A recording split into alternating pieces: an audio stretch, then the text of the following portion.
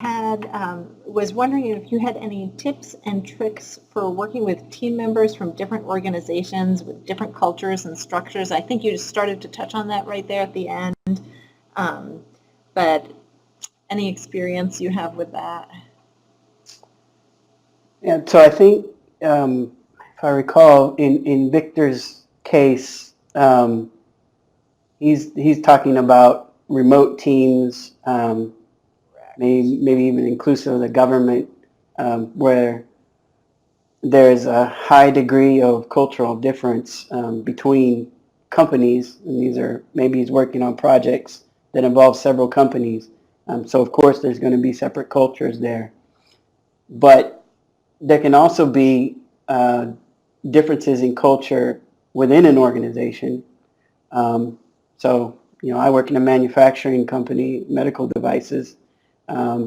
We have two buildings. In the manufacturing plant, there's definitely a different culture than even in the building that I work in, which is more of the administrative sales and marketing.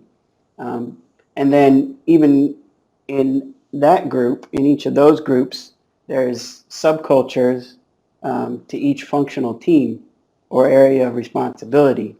So we deal with differences in culture on many levels. And again, I think the approach is scalable.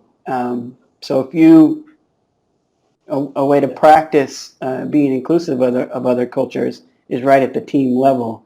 So, I have to work. I work in a shared service situation, so creative services, and we have to be able to communicate with the same temper and tone to an executive team member as we do to maybe we're gathering information from someone in the manufacturing plant.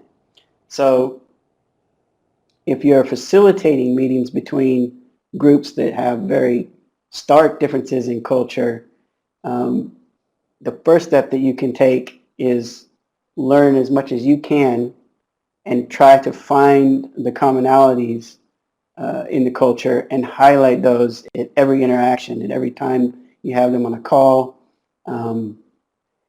And so one tactic for doing that on a call, and this I'm borrowing from one of my esteemed mentor colleagues, what she'll do, because even on our mentoring team in these courses, we're not co-located, so we have someone here in Charlottesville, I'm here in Charlottesville, someone in Toronto, someone in Argentina, someone in California. So we've actually never met face-to-face, and yet we have weekly calls and have for about a year. And we all come from different backgrounds in terms of experience and work. But we have these really rich, meaningful conversations every week. And one of the tactics that the lead person uses is what she calls gathering questions.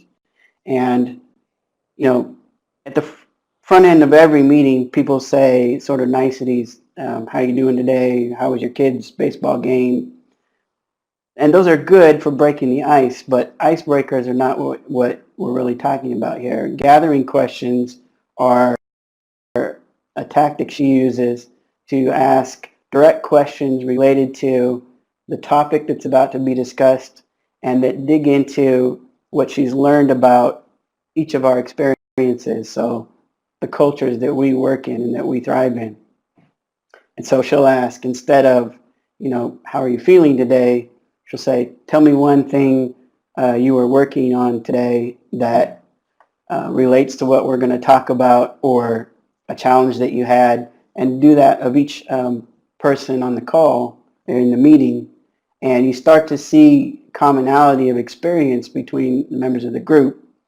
And so over time, that builds a recognition that we all kind of go through similar things, and it breaks down some of the barriers that different cultures can create.